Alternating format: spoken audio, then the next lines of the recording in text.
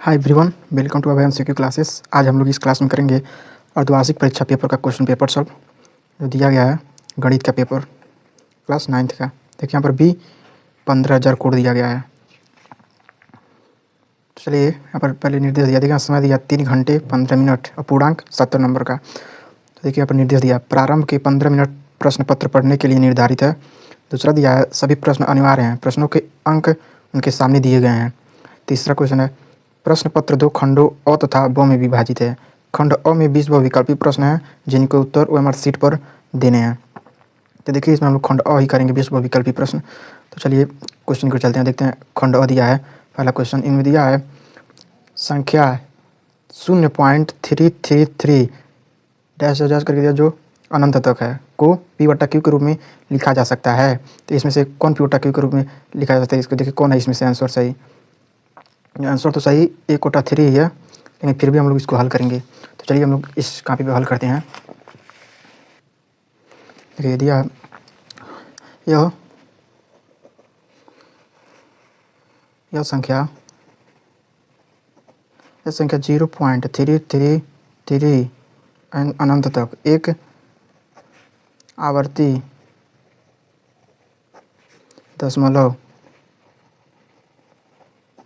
दशमलव है। इसे P/Q में बदलने के लिए मान लीजिए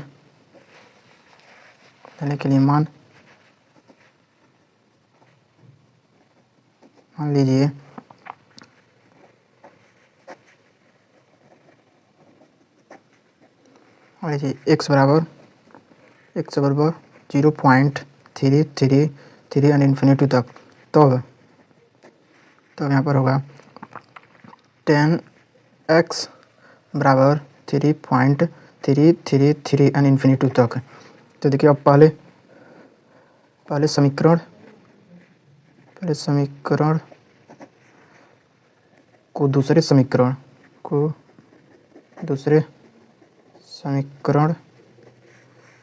से घटाने पर प्राप्त होता है। देखिए यहाँ पर 10x माइनस x बराबर 3.333 इन्फिनिटी एंड फिर माइनस इसी में 0.333 इन्फिनिटी।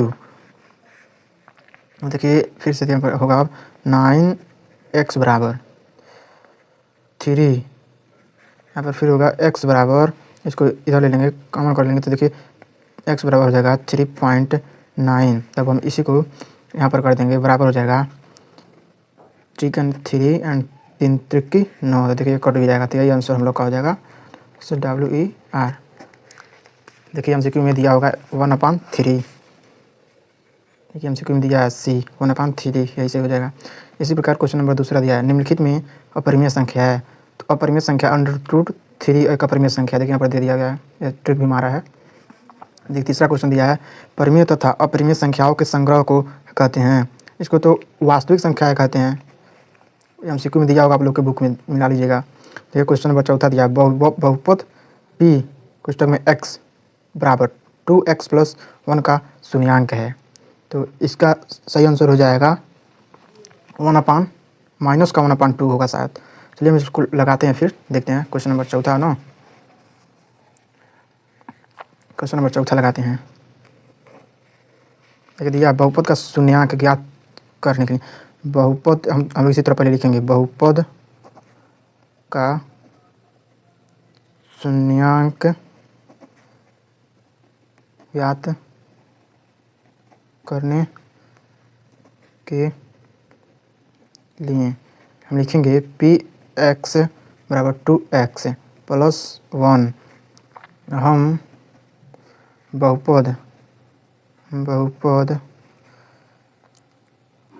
के शून्य के बराबर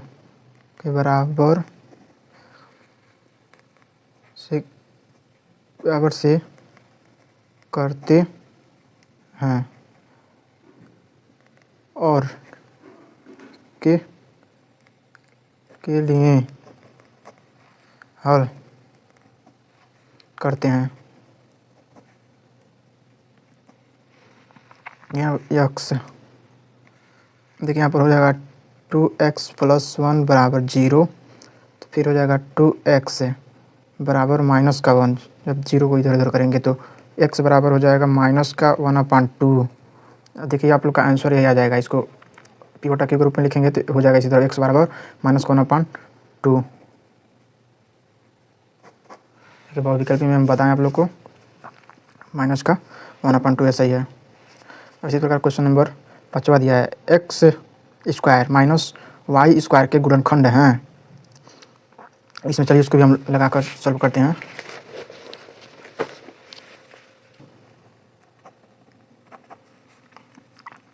यह अभिव्यक्ति x² - y² 2 वर्गों के अंतर है। यहाँ पर लिखेंगे फिर वर्गों के अंतर का गुणनखंड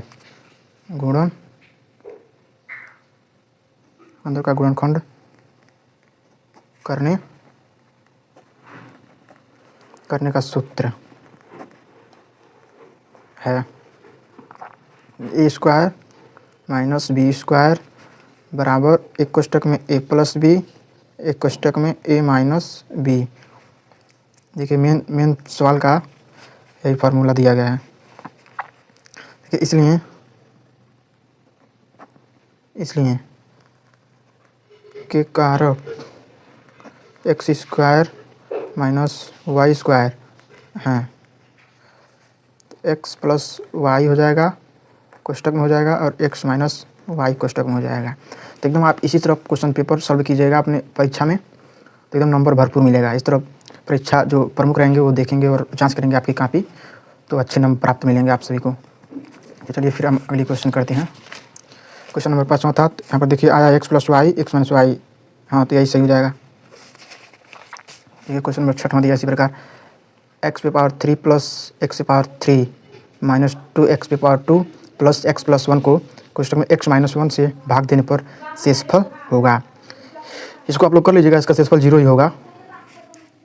क्वेश्चन नंबर 7वां दिया है बिंदु 5, -2 कोष्टक में बंद कर देंगे, फिर की y अक्ष से दूरी है, तो इसकी y अक्ष से दूरी हो जाएगी 5 ही हो जाएगी। तो क्वेश्चन नंबर 8वां दिया निर्देशांक ज्यामिति के जनक माने जाते हैं, तो सबको पता होगा रेनी देकार्ते, ये गलत लगा दिया है।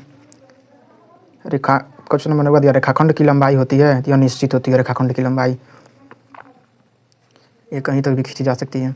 यदि 10वां है यदि दो रेखाएं परस्पर लंबवत हैं तो उनके मध्य कोण होता है, इनके मध्य का कोण होता है 90 अंश का होगा, जो दो रेखाएं परस्पर लंबवत हैं। क्वेश्चन नंबर 11वां दिया है 60 अंश का प्रवर्ती कोण है, तो 60 अंश के प्रतिवर्ती कोण 300 है, 300 अंश का। क्वेश्चन नंबर 12वां दिया है यदि दो आसन्न कोणों का योग 180 अंश है तो वे क्या बनाते हैं, तो वे रैखिक युग्म बनाएंगे। क्वेश्चन नंबर 13वां दिया समकोण त्रिभुज में सबसे बड़ी भुजा होती है, कर्ण की सबसे बड़ी भुजा होती है। क्वेश्चन नंबर 14 दिया त्रिभुज में दो भुजाएं बराबर नहीं हैं तो बड़ी भुजा के सामने का कोण होता है, यह बड़ा होता है। ऑप्शन नंबर ए सही हो जाएगा। क्वेश्चन नंबर 15 दिया है यदि समांतर चतुर्भुज के विकर्ण बराबर लंबाई के हैं तो वह होगा, यह आयत होगा। समांतर चतुर्भुज के सम्मुख कोण होते हैं या बराबर होते हैं। क्वेश्चन नंबर 17 दिया है त्रिभुज की मध्यिका उसे बांटती है, बराबर क्षेत्रफल वाले दो त्रिभुजों में बांटती है। ऑप्शन नंबर ए सही हो जाएगा। देखिए इसी प्रकार क्वेश्चन नंबर 18वां दिया है रैखिक बहुपद की घात होती है, ये तो सबको पता होगा यार, इतना आसान क्वेश्चन है। रैखिक बहुपद की घात 1 होती है। क्वेश्चन नंबर 19 दिया समीकरण 4x + 5y = k में यदि x = 2, y = 1 है तो k का मान ज्ञात कीजिए। तो इसका हो जाएगा डी, ऑप्शन नंबर डी सही हो जाएगा। आप लोग इसको कर लीजिएगा, बहुत ही सरल क्वेश्चन है जो कि इसमें प्रतिच्छेदित रेखाओं वाला दिया गया है। अद्वितीय हल, अद्वितीय हल यही सब में का है। क्वेश्चन नंबर 20 दिया है, एक बिंदु 2,5 कोष्टक बंद से गुजरने वाली रेखाओं की संख्या होती है, यह अनंत होती है। तो अगर वीडियो अच्छा लगा तो वीडियो को लाइक करके चैनल को सब्सक्राइब कर लीजिए और अपने दोस्तों के पास भी भेज दीजिए ताकि वह भी इस क्वेश्चन पेपर को सॉल्व कर सके और परीक्षा में अच्छे अंक प्राप्त कर सके। तो धन्यवाद, फिर मिलते हैं अगली वीडियो में।